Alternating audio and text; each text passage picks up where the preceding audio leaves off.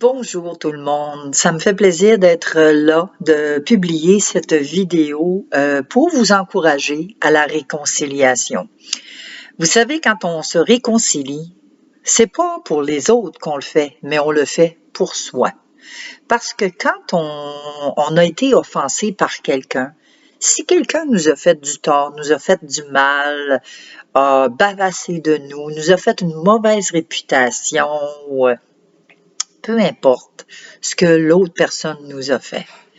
C'est nous qui vivons avec de l'amertume, de la rancune, de la colère, de la jalousie. On vit avec de ressentiment. On vit vraiment avec de la haine. Et on vient qu'on n'est pas capable d'entendre le nom de cette personne-là, où on n'est pas capable d'entendre parler de ce que cette personne fait encore à l'heure actuelle, ou « Ah, ben telle personne, a fait telle affaire, là tu viens, on rage. » Et à ce moment-là, quand on rage, ben c'est parce que on vit quelque chose d'épouvantable en dedans de nous. Et c'est ce qui nous montre qu'on en veut encore à cette personne-là et qu'on ne lui a pas pardonné. Vous savez, quand nous, on offense des personnes, ça arrive qu'on va offenser. Et savez-vous qu'est-ce qui arrive la plupart du temps, et même, je dirais, la majorité du temps? Quand on a offensé des personnes, c'est comme si on s'en lavait les mains. On est capable de s'endormir, on est capable de faire nos journées, on est capable de passer à autre chose. Puis, à un moment donné, on se souvient plus qu'on a offensé telle ou telle personne. On s'en souvient plus. Donc, si nous, ça nous arrive qu'on se souvient plus d'avoir offensé des personnes, ben c'est la même chose. Les personnes qui nous ont offensés, probablement qu'ils s'en souviennent même plus. Mais nous, on reste pris avec ça. Et c'est notre devoir de se réconcilier. Dieu nous a donné le ministère de la réconciliation. Il nous l'a donné par Jésus-Christ, son Fils. Et vous savez, quand Jésus est venu ici sur terre, c'est pour nous réconcilier avec le Père. Sans Jésus-Christ, on n'est pas réconcilié. Sans Jésus-Christ, on s'en va pas au ciel. Sans Jésus-Christ, il n'y en a pas de paradis, il n'y en a pas de vie avec Dieu sans Jésus-Christ. Alors, c'est pour ça que Jésus y est venu. Et comment est-ce qu'on fait à ce moment-là pour avoir accès à Dieu puis à être réconcilié? Ben, c'est tout simplement en reconnaissant que Dieu a envoyé Jésus-Christ ici sur terre pour nous racheter, pour nous pardonner. Et en recevant Jésus-Christ, si on croit à ce qu'il a fait sur la croix, si on croit que Jésus est venu sur terre, il a enseigné les paroles du royaume, il a enseigné comment était le Père, que le Père est patient, le Père est plein d'amour, de compassion. Il nous l'a montré quand on regarde le Nouveau Testament, tout au long des évangiles de Matthieu, Marc, Luc et Jean, on voit vraiment le ministère de Jésus-Christ, que Jésus y est venu non seulement pour nous réconcilier avec Dieu le Père, mais il est venu pour nous montrer tout l'amour que Dieu a pour nous. Il est venu pour nous guérir aussi. Alors, il nous a donné ce ministère-là. Et vous savez, le plus bel exemple qu'on peut avoir, c'est l'exemple de Jésus-Christ. Quand il a été vendu, imaginez-vous, ça faisait 3 ans qu'il était super chum, super ami, puis hey, wow, Judas le suivait, là, 24 heures sur 24, 7 jours sur 7, pendant 3 ans. Et Judas, malgré tout ce temps-là, n'a même pas appris, n'a même pas voulu apprendre à le connaître. Il l'a vendu. Et Jésus le savait. Jésus l'a aimé quand même. Jésus l'a pas condamné. Jésus, là, Judas, là, il avait rien qu'à demander pardon à s'humilier, à demander pardon pour avoir vendu Jésus-Christ, puis Dieu l'aurait pardonné, puis Jésus l'aurait ramassé dans ses bras, puis il aurait dit « Je te pardonne ». Mais Judas, il n'a pas fait ça. Judas, ce qu'il a fait, c'est qu'il a cru les idées que Satan lui mettait dans sa tête. « Ah, jamais il va te pardonner. » Puis, fait il a commencé à nourrir ces pensées-là, à ruminer des choses. Et il s'est senti coupable, il se culpabilisait, puis « Oh, jamais Dieu va me pardonner ». Il a cru ce mensonge-là et il en est arrivé à un suicide. Il est allé se suicider lui-même. Et vous savez, c'est triste parce que oui, il y a beaucoup de suicides, surtout dans les 2 dernières années avec l'histoire du COVID. Il y a beaucoup de gens qui vivent dans la dépression, qui vivent dans le découragement, il y a eu beaucoup de suicides qui est arrivé. Des gens qui se sont découragés, des gens qui se sont endettés, des gens qui ont perdu leur commerce, qui c'était leur rêve de leur vie. Écoutez, il y a tellement eu de problèmes depuis les 2 dernières années, depuis 2020, avec cette histoire de COVID, avec cette histoire de faire peur au monde, d'effrayer les gens. Puis vous savez, ça vient pas de Dieu. Tout ce qui est pour effrayer, faire peur, ça vient pas de Dieu, ça vient de Satan et de ses démons, ses anges déçus, qui sont là pour justement nous assujettir et nous maintenir dans la peur. Dieu, là, c'est pas quelqu'un qui va nous faire peur. Il est pas là du tout pour nous faire peur, il est là pour nous réconcilier. Il est là pour démontrer son amour. Et Dieu nous aime d'un amour inconditionnel. Alors, c'est d'apprendre à pardonner. Vous savez que c'est pas facile. C'est pas facile de pardonner. De notre propre force, on peut pas le faire. C'est impossible. Donc, il faut demander vraiment à Dieu de nous aider. Parce que quand que nous, on pardonne pas, là, l'autre personne, elle s'en fout. Parce qu'elle a probablement oublié qu'elle nous a offensés. Donc, c'est à nous de nous délier de ça. C'est à nous de lâcher prise et de relâcher toutes ces pensées-là. Et je vais vous donner un exemple. En 2014, mon mari et moi, on a passé proche d'un divorce, vraiment proche d'un divorce. On a vécu l'adultère dans notre couple. Et je vous dirais que ça, c'est quelque chose de grave, c'est quelque chose qui est très offensant et c'est quelque chose que c'est facile de renoter. Quand on dit « Ah, ben j'y ai pardonné, mais j'oublie pas. » Hein? C'est quelque chose facile à renoter et c'est quelque chose de très difficile à pardonner.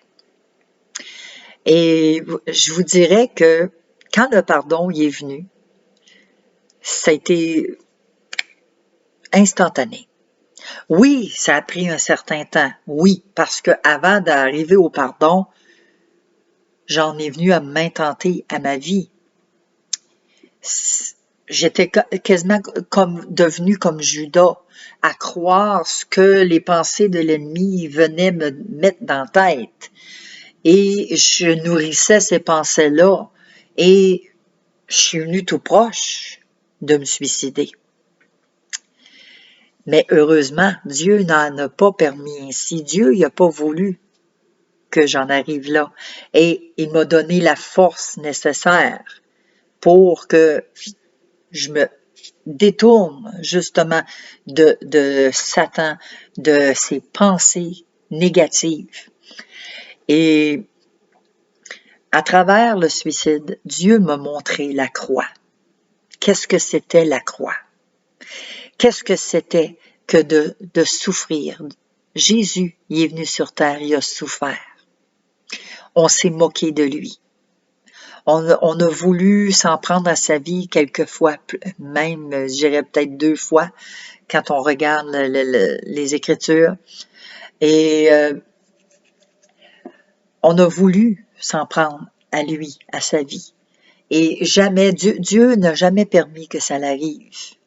parce qu'il devait suivre son plan, le plan parfait de Dieu. Et Jésus a été trahi par Judas. Il l'a suivi pendant 3 ans. Écoutez, il savait qu'elle allait être trahi, mais Jésus a aimé quand même Judas.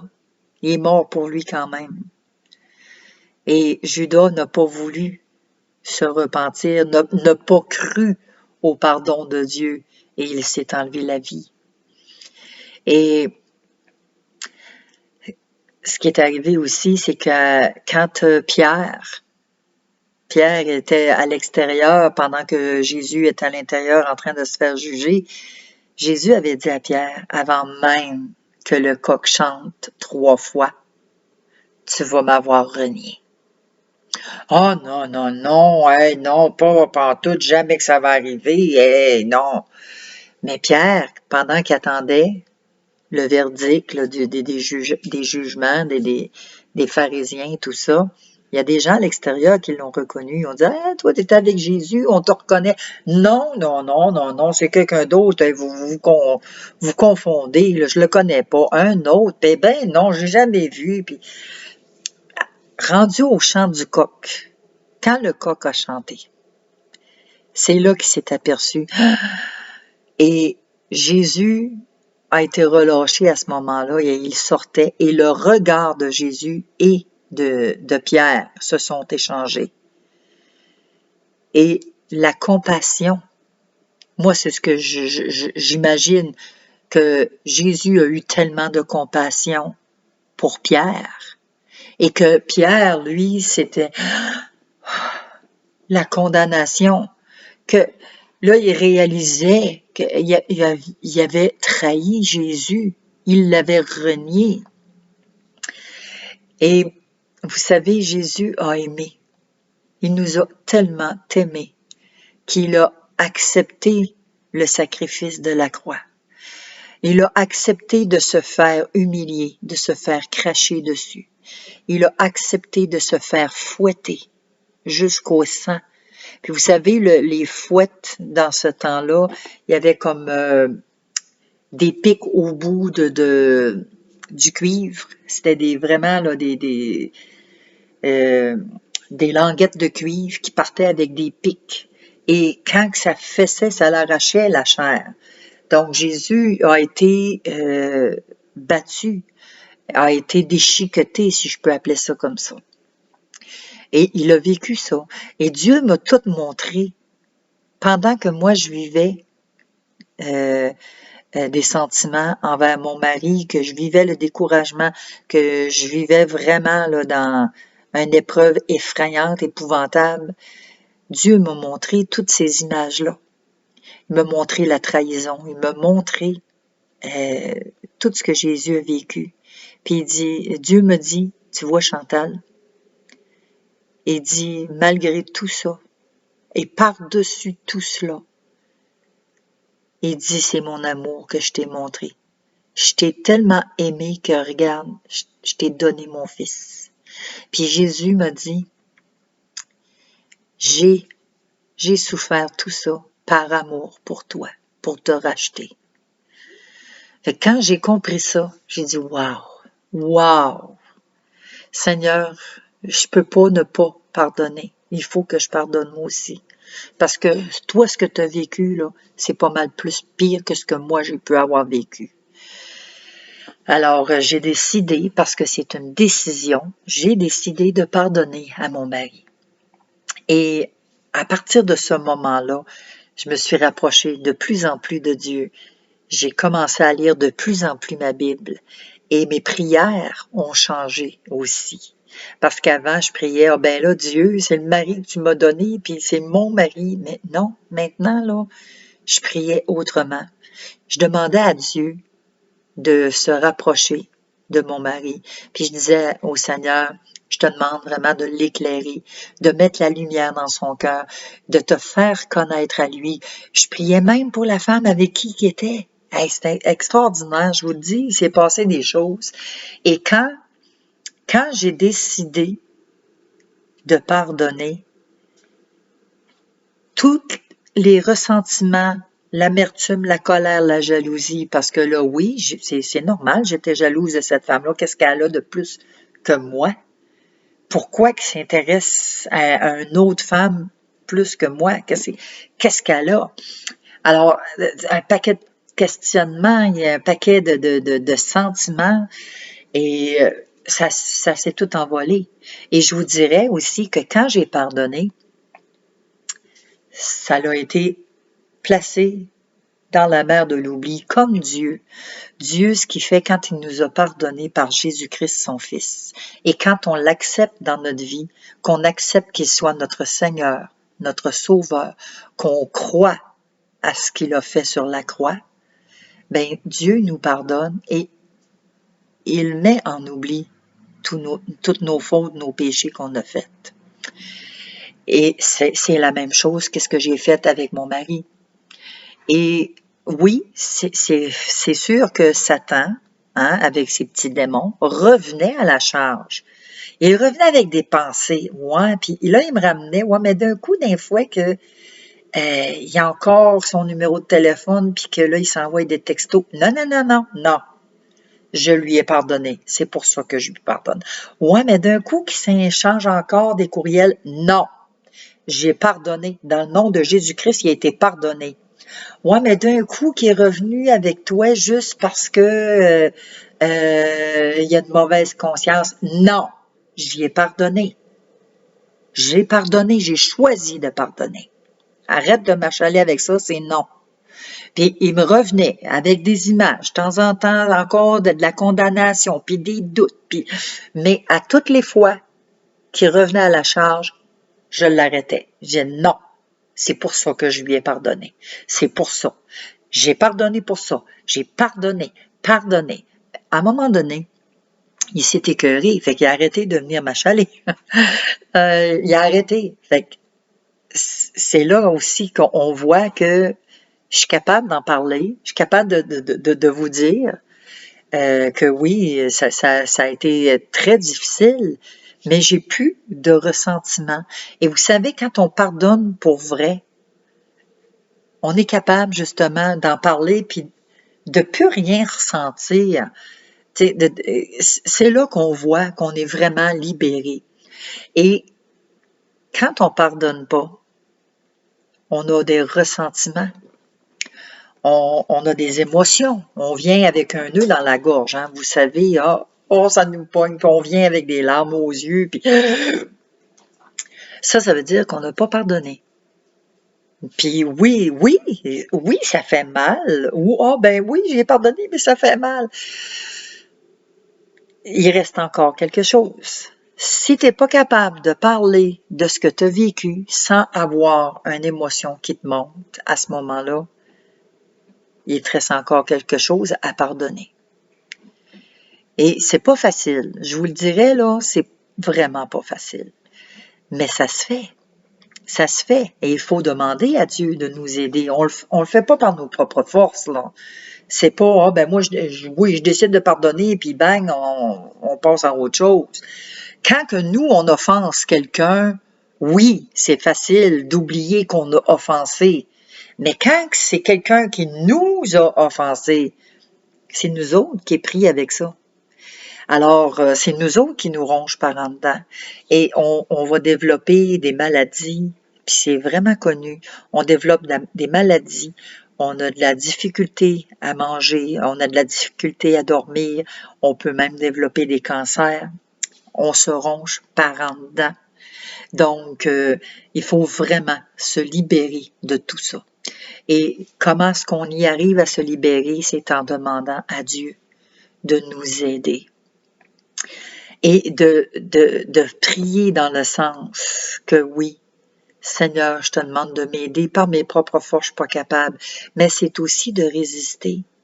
Résister quand les mauvaises pensées arrivent. Là, tout de suite, bloquez-les. Pratiquer du karaté ou je sais pas quoi, mais bloquer. Toute pensée négative qui ne vient pas de Dieu, parce que vous savez que la colère, l'amertume, la jalousie, la rancune, ça vient pas de Dieu. Dieu, c'est un Dieu qui est plein d'amour, de compassion. C'est un Dieu qui est patient et qui nous aime inconditionnellement. La preuve, Jésus il est venu mourir sur la terre avant même qu'on le connaisse, avant même qu'on soit né. Il nous a pardonné. Excusez. Donc, c'est à nous de le demander à Dieu. Puis Dieu, il est fidèle et juste, puis il va nous aider à passer au travers. Et tous ceux qui disent « Ah ben non, moi là, c'est ben de valeur, mais avec tout ce qu'il m'a fait, jamais je vais pardonner. » Ben là, tu viens de te condamner toi-même. Tu viens de prononcer sur ta vie une malédiction. Parce que vous savez, le pouvoir de la vie et de la mort, c'est nous qui l'avons. Tout ce que l'on dit, ce que l'on déclare de notre bouche, c'est soit des paroles de bénédiction ou soit des paroles de malédiction.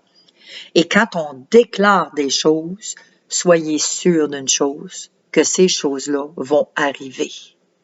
Et souvent, c'est des choses qui peuvent se retourner contre nous-mêmes. Alors, c'est très important qu'on arrive à accorder le pardon pour pouvoir vivre en paix nous-mêmes, pour pouvoir s'épanouir, pour pouvoir passer à autre chose un jour dans notre vie. Hein? On en revient-tu à un moment donné? On va-tu en revenir de gratter nos petits bobos à tout bout de champ? On va-tu en revenir de cela?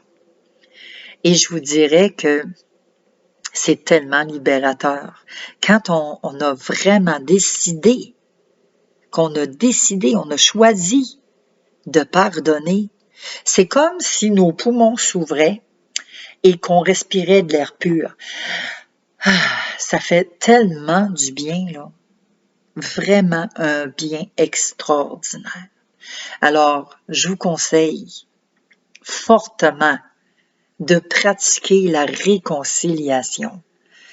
D'ailleurs, c'est un ministère que Dieu nous a donné. Il nous l'a donné. C'est à nous de propager ce ministère de réconciliation-là. Ça ne veut pas dire là, que demain matin, on est encore chumé, là, qu'on va aller prendre un café ou qu'on va aller déjeuner ensemble. Là. Non, non. Réconcilier ne veut pas dire que l'on reprend là, vie commune ou qu'on reprend nos amitiés puis qu'on reprend notre vie d'avant. Non, non, non. La réconciliation entre humains, pas avec Dieu, évidemment, avec Dieu, la réconciliation, là, c'est autre chose, mais la réconciliation entre humains, c'est simplement se libérer soi-même. Parce que quand on se libère, on est bien. Quand on se libère, qu'on n'a plus de petites crottes, là, moi j'appelle ça des petites crottes, là, ben on est bien. Juste peut-être avant de terminer, vous donner un autre exemple. Quand mon mari, oui, on s'est réconciliés. Maintenant, là, moi, je renoterais pas parce que c'est réconcilié, c'est vraiment pardonné. Mais il y a une chose à laquelle j'étais restée. Et vous savez, moi, avant que cet incident-là arrive, j'aimais beaucoup la langue espagnole. J'aimais beaucoup les mots, j'avais même appris beaucoup de vocabulaire, c'est encore là, le vocabulaire, sauf que j'étais restée avec la petite crotte là, sur le cœur que la langue espagnole, j'étais plus capable. J'étais restée avec ça. Oui, j'avais pardonné, mais j'avais juste cette petite affaire-là. Et tout dernièrement, j'ai été délivrée parce que j'ai pris la décision, j'ai décidé que là, c'est assez, c'est fini. Hein? J'aimais ça, la langue avant, moi, l'espagnol, j'aimais ça. J'aimais, je voulais apprendre, et je voulais parler, etc. J'ai pris la décision, puis Dieu m'a délivré. Donc maintenant, là, si vous voulez, vous pouvez aller voir sur Small, Pastor, en anglais, P-A-S-T-O-R, barre de soulignement Chantal, et vous allez aller voir dans mon profil Small, j'ai quelques chansons que je chante avec une amie qui est espagnole. Donc, c'est là que je vois que je suis vraiment réconciliée avec la langue. Et c'est extraordinaire. C'est vraiment, mais vraiment merveilleux. Parce qu'avant, je vivais du ressentiment, j'étais même pas capable. J'avais de la jalousie, j'avais de la rancœur, j'étais pas capable. Aussitôt qu'il passait des émissions, il y avait quelques mots en espagnol, je changeais de canal. À ce point-là. À ce point-là où je fermais la TV, pas question que j'écoute de l'espagnol. Fait que j'avais vraiment, vraiment encore cette chose-là sur le cœur. Mais là, maintenant, je ne l'ai plus. Et c'est tellement agréable, c'est tellement merveilleux de pouvoir enfin être libre. C'est une liberté. Et je vais prier pour vous, là maintenant, que Dieu vous libère de tout ce que vous avez. Alors, Père, oui, je viens briser toutes les pensées amères, les pensées impures, les pensées de colère, les pensées de rancune, toutes pensées qui sont retenues contre des personnes. Je viens les briser dans le nom puissant de Jésus-Christ. Je réclame, Père éternel, la liberté sur chaque personne qui va écouter cette vidéo. Dans le nom puissant de Jésus, Seigneur, je te demande de venir libérer ces personnes. Ô Père, Seigneur, une libération totale et complète dans le puissant nom de ton Fils Jésus. Amen. Alors, merci d'avoir écouté et je vous souhaite une agréable fin de journée. Laissez vos commentaires, ça va me faire un grand plaisir de vous lire, ça va me faire plaisir de vous répondre. Et si vous avez des questions, vous pouvez m'écrire à le page barre de soulignement Chantal à commercial outlook.com. Ça va me faire un grand plaisir de vous répondre. Soyez bénis. Au revoir.